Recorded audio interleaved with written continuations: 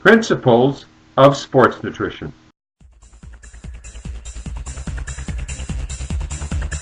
The concept of use versus abuse with respect to using recreational drugs, using drugs that are permitted in society, using steroids or doping agents to enhance performance. The issue of morality, the concept of philosophy, the facts that relate to physiology, biochemistry, the health of consumers. These are all important issues that we have to address and debate and come to terms with.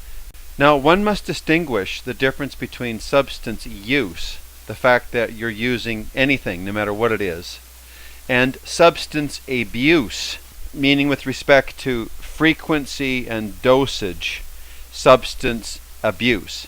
So it's obvious that there are many things that we can consume as use that are advantageous to health. And if we take that same substance up over the bell curve to the right-hand side where it becomes toxic, the thing that we thought was healthy now is causing damage. So anything, including water, can be consumed excessively to the point where it causes damage.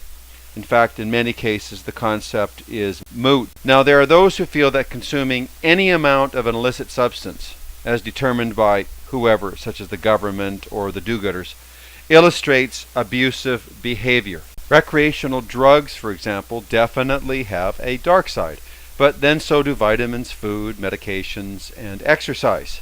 You can exercise so long, so hard, and so frequently that it causes more damage than good. Does that mean that exercise is bad? No. The same is also true with pretty much any other substance. Now, tolerance to drugs varies as much as tolerance to food. What is good for one man is bad for another. One woman's food is another woman's poison. It's obvious that drug abuse is a syndrome of multiple causative factors, including emotional, sociological, physiological, psychological, biochemical, and even spiritual, if you want to go into that realm. Most of us tend to judge the difference between drug use and drug abuse from a practical perspective. This is how I do it. When our work and eating habits, social demeanor, health, and overall behavior is negatively affected, we think drug abuse. Certainly, there is a scientific basis to the use versus abuse position. Risk of damage is generally consistent with frequency of use and quantity consumed. For example, 1 cup of coffee daily versus 12, or 6 cups of coffee black, organic, versus 6 cups of coffee loaded with sugar and one of these toxic non-dairy cream substitutes. I mean, they're some of the most toxic things I've seen, and yet people load up on them as if there is no tomorrow. So you can use food and cause a massive amount of damage. It's obvious that people are doing it right now. Should we ban food? I mean, it's ridiculous to even go there. So, especially with things that come from nature, like psilocybin or cannabis or cocaine that comes from a leaf, in their natural forms, they've been used for so long by so many people, intelligent, curious people, that have no desire to hurt themselves or anyone else. And they do it for their own reasons, and those reasons are personal and nobody's business.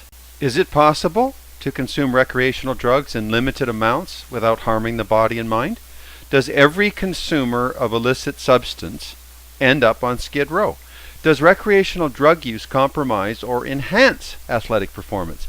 If used with discretion and in control, do recreational drugs have a neutral or even a positive effect? In fact, many people will tell you that they do. Do mind-altering drugs expand our consciousness or destroy it? Does a man have the right, the inherent sovereign right, to take steroids, growth hormone? Does a woman who takes birth control have the right to do that? That's an artificial substance that causes some side effects and damage. That's well known, well documented. Does she have the right to do that? Our society says yes. Now, just because society condones something doesn't mean it's right. And just because society doesn't condone something doesn't mean it's wrong.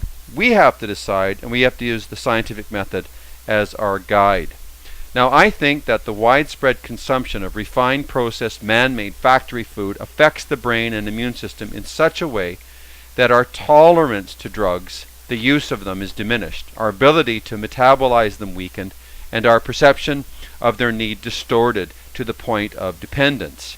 Is there a correlation between addiction to refined food in childhood and youth, its effect on blood sugar and brain biochemistry, and drug addiction in adulthood? You tell me. But first, let's get the facts straight.